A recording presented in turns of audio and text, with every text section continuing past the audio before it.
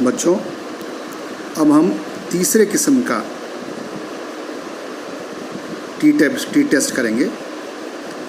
ये T test जो है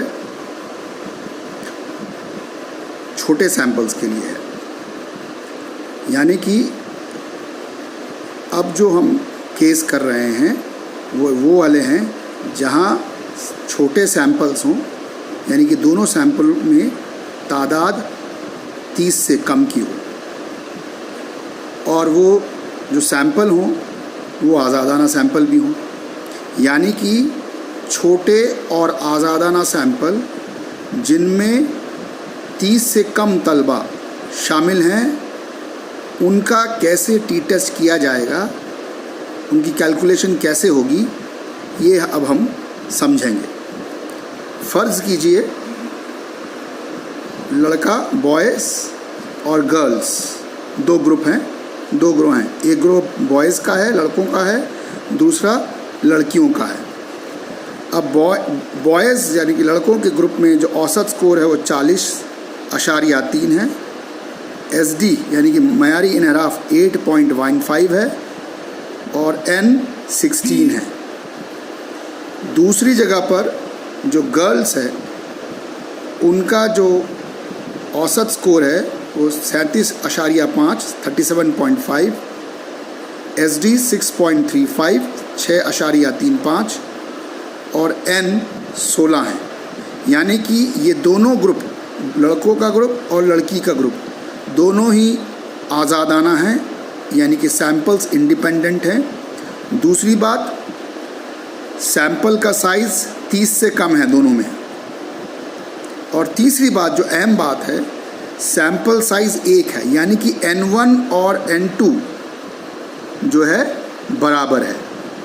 तो ऐसे अगर हालात हैं या ऐसे अगर केस दिया हुआ हो तो टी टेस्ट कैसे कैलकुलेट किया जाएगा। सबसे पहले वही मफरूज़ा तैयार करना है, और मफरूज़ा क्या है, नल हाइपोथेसिस क्या है हमारा, no significant difference between the two sample means, यानी कि दोनों लड़कों और लड़कियों के औसत स्कोर पे, लड़कों और लड़कियों के औसत स्कोर में कोई बामाना फ़र्क नहीं है। ये मफरूज़ा बनाया हमने, यानी कि 40.3 और 37.5 ये जो फ़र्क दिख रहा है ये बहुत ज़्यादा सिग्निफिकेंट फ़र्क नहीं है, इसको हम बामाना फ़र्क करेंगे, सिग्निफिकेंट डिफरेंस नहीं है तो इन दोनों मीन्स में। तो हमने मफरूज़ा क्या बनाया, नल हाइपोथेसिस क्या बनाया, मीन ऑफ बॉयज़ लड़कों का जो मीन औसत स्कोर है और लड़कियों का जो मीन औसत स्कोर है वो बराबर है। बराबर इन द सेंस दोनों में कहीं कोई ज़्यादा फ़र्क नहीं है। ये हमने मफरूज़ा तैयार किया है। जब मफरूज़ा तैयार हो गया तो अगला जो मरहला है वो है हमारा क्या है, हमने क्या निकालना है, दूसरा मरहले में स्टैंडर्ड एरर निकालनी है। स्टैंडर्ड एरर निकालनी है किसकी, मीन की। स्टैंडर्ड एरर निकालनी है मीन की। कैसे निकालेंगे हम लोग, उसके लिए इस बार हम क्या कर रहे हैं, फॉर्मूला जो है क्या कर रहे हैं हम, सबसे पहले स्टैंडर्ड एरर निकालने से पहले हमें पूल्ड मीन निकालना पड़ेगा। पूल्ड मीन यानी कि दोनों जो मयारी इनहराफ दे रखा है उनके का पहले ज़र्ब करके फिर उसको 2 से तकसीम कर लेना है। यानी कि क्योंकि सैंपल साइज़ जो है 30 से कम है, इसलिए हमें पहले पूल्ड स्टैंडर्ड डेविएशन यानी कि दोनों स्टैंडर्ड डेविएशन, दोनों मयारी इनहराफ को जोड़ लेना है, और जोड़ने के बाद स्टैंडर्ड डेविएशन पूल्ड मयारी इनहराफ निकालना है ना, जमा किया हुआ। ठीक, तो कैसे निकालेंगे, उसका तरीका क्या है, सिग्मा 1 स्क्वायर यानी कि मयारी इनहराफ जो पहले वाले सैंपल का उसका ज़र्ब करिए, दूसरे सैंपल के मयारी इनहराफ का ज़र्ब करिए, 2 बार मल्टीप्लाई करिए और 2 से तकसीम कर दीजिए। तो देखो पहले वाले का क्या वैल्यू था, 8.15 पहले वाले का, तो 8.15 का स्क्वायर प्लस 6.35 का स्क्वायर, यानी कि पहले वाला जो मयारी इनहराफ था बॉयज़ का 8.15 था, गर्ल्स का 6.35 था, दोनों को ज़र्ब करिए अपनी जगह पर और फिर 2 से तकसीम। तो 8.15 को अगर 2 बार गुणा करेंगे, ज़र्ब करेंगे तो 66.4225 आएगा, और 6.35 को अगर हम 2 बार ज़र्ब करेंगे तो 40.3225 आएगा। दोनों को जोड़ लेंगे, ये दोनों को जोड़ लिया, 106.745 आया। उसको 2 से भाग कर लेंगे, तकसीम कर लेंगे तो 53.3725 आया, और उसको स्क्वायर रूट से जब बाहर निकालेंगे तो 7.3606 आया। तो ये जो 7.306 है ये क्या है? ये पूल्ड मीन है। ये क्या है हमारा? Pooled mean. अब ये पूल्ड मीन को हम इस्तेमाल करेंगे किसके लिए? स्टैंडर्ड एरर ऑफ मीन निकालने के लिए। पूल्ड मीन जो हमें मिला था उससे हम क्या निकालेंगे अब? Standard error of means. तो वो स्टेप 3 में अगर हम जाएंगे तो देखेंगे तो स्टैंडर्ड क्या है? स्टैंडर्ड एरर निकालना है। क्या निकालना हमें? Standard error of the difference of between the means. Formula इस बार थोड़ा सा बदल गया।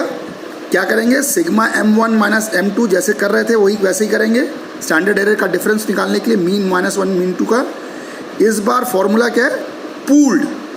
पूल्ड मैंने क्यों बताया था थोड़ी देर पहले? इसलिए बताया था कि जब आज़ादाना सैंपल हो, सैंपल का साइज़ छोटा हो, यानी कि 30 से कम हो, तो हम पहले पूल्ड निकाल लेंगे। ये पूल्ड निकाल लिया, उसको हम ज़र्ब करेंगे √2/n से। किससे करेंगे? पहले पूल्ड निकालेंगे, मयारी एनआरएफ का पूल्ड मयारी एनआरएफ निकालेंगे और उसको ज़र्ब करेंगे √2/n से। तो पूल्ड का कितना निकाला था अगर आपको याद हो? पूल्ड हमारा था 7.306। अब 7.306 को यहाँ लिखा, ज़र्ब किया, ये ज़र्ब का निशान, इंटू √2n कितना है? 16, तो √2/16 लिख दिया। 7.306 2 को 16 से तकसीम किया तो 0.125 आया, और फिर इसको स्क्वायर रूट से बाहर निकाला तो 7.306 को स्क्वायर रूट से जब 0.125 को स्क्वायर रूट से बाहर निकाला तो 0.353 आया। इन दोनों को ज़र्ब किया तो कितना वैल्यू आई? 2.58 आई। तो ये देखिए, ये जो 2.58 है वो क्या है आपका? सिग्मा m1 माइनस m2, यानी सिग्निफिकेंट डिफरेंस। ये क्या है? m1 माइनस m2 क्या है? स्टैंडर्ड एरर ऑफ डिफरेंस है। Standard error of difference between means. Sigma m1 minus m2 हुआ 2.58, और ऊपर वाला जो है याद रखिएगा वो पूल्ड मयारी एनआरएफ है। ये तभी निकाला जाता है जब सिग्मा p तब निकाला जाता है जब आपका सैंपल साइज 30 से कम हो। अब ये 2.58 निकल गया हमारा। फॉर्मूले फिर से वही, मरहला नंबर 4, कैलकुलेट टी कैसे निकालेंगे? Mean 1 minus mean 2 upon sigma m1 minus m2, यानी कि औसत स्कोर पहले वाले ग्रुप का बॉयज़ का माइनस औसत स्कोर गर्ल का, तकसीम करेंगे, डिवाइड करेंगे सिग्मा m1 माइनस m2 जो अभी निकाला है 2.58। तो देखिए 40.38 बॉयज़ का, लड़कों का औसत स्कोर था, लड़कियों का औसत स्कोर 37.5 था। दोनों को माइनस घटाया और 2.58 से तकसीम कर दिया, तो ये कितनी वैल्यू आई? 1085 वैल्यू आई। ये क्या वैल्यू हुई? टी की वैल्यू हुई। टी की ये है कैलकुलेटेड वैल्यू 1.085, ये कैलकुलेटेड वैल्यू हुई। अब हमको निकालना, अगला स्टेप क्या है हमारा? मरहला क्या है? डिग्री ऑफ फ्रीडम निकालना है। तो डिग्री ऑफ फ्रीडम निकालने का तरीका क्या होगा? आप चाहें तो ये रहा तरीका निकाला, बता दिया हमने। दोनों में ही 15 हैं, 15 माइनस 1 प्लस 15 माइनस 1, यानी कि 15 में से 1 गया तो 14। अगर आप इस तरह से लिखेंगे तो इसको इस तरह से भी लिख सकते हैं, 15 माइनस 1 प्लस 15 माइनस 1, 14 प्लस 14 यानी कि 28। ये भी हो सकता है। कितना है वो? 15 है या 16 है? आई थिंक 16 है, सॉरी। 16 माइनस 1 दूसरा 16 माइनस 1 यानी कि 15 जमा 15 यानी कि 30। तो 15 माइनस 1 प्लस 15 माइनस 1 यानी कि 15 16 माइनस 1 माइनस 16 माइनस 1 यानी कि 15 और 15 यानी कि 30, यानी कि डिग्री ऑफ फ्रीडम कितना आया हमारा 30 आया। अब इस 30 डिग्री ऑफ फ्रीडम को हमें फिर से वहीं पर टेबल में देखना पड़ेगा। हमको कहाँ देखना पड़ेगा? फिर से अब हम क्या कर रहे हैं, डिग्री ऑफ फ्रीडम को 30 देख रहे हैं। 30 कहाँ है? आप देखिए डिग्री ऑफ फ्रीडम, देखिए ये है। अब देखिए 30 कहाँ तक पहुँचा, ये देखिए 30 ये डिग्री ऑफ फ्रीडम हो गया। अब 0.01 कहाँ पहुँचा? देखिए 0.01 कहाँ है, ये 0.05 है। देखिए टू टेल टेस्ट के लिए ये 0.05 है। अब आप देखिए 30 पर कहाँ हैं हम लोग।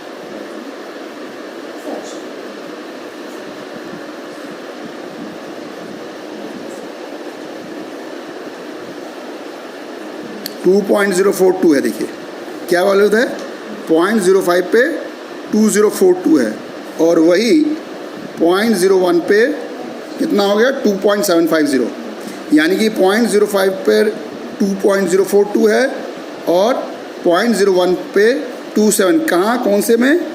जब डिग्री ऑफ फ्रीडम आपका 30 है। देखिए गौर से देखिए,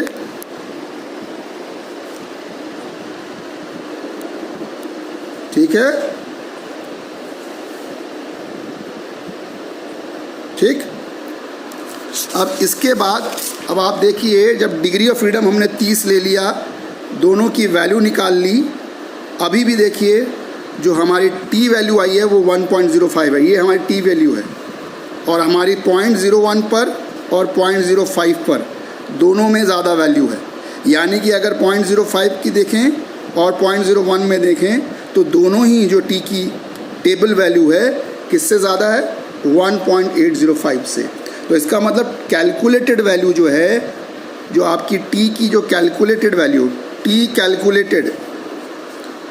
कैलकुलेटेड है वो कम है टी टेबल वैल्यू से, यानी कि टेबल वैल्यू ज़्यादा है, कैलकुलेटेड वैल्यू कम है। ऐसे में क्या होना चाहिए, क्या होना चाहिए कि टी टेबल वैल्यू जो है कम है और कैलकुलेटेड वैल्यू जो है कम है और टेबल वैल्यू ज़्यादा है। तो हमारा जो मफरूज़ा था हम लोगों ने बनाया था, अगर याद हो अपने Mafruza, no significant difference between the two means, no significant difference between the two sample means, ठीक है ना। और ये टू टेल टेस्ट के लिए था। तो हमारा मफरूज़ा क्या होगा, जब टेबल कैलकुलेटेड वैल्यू ज़्यादा है और टेबल वैल्यू कम है तो हाइपोथेसिस क्या होगा, हाइपोथेसिस हमारी क्या होगी, क्या होगी, एक्सेप्ट या रिजेक्ट। हमारी टेबल वैल्यू जो है एक्सेप्ट होगी, क्योंकि टेबल वैल्यू ज़्यादा है और कैलकुलेटेड वैल्यू कम है, इसलिए हाइपोथेसिस हमारी एक्सेप्टेड हो जाएगी। समझ में आई बात?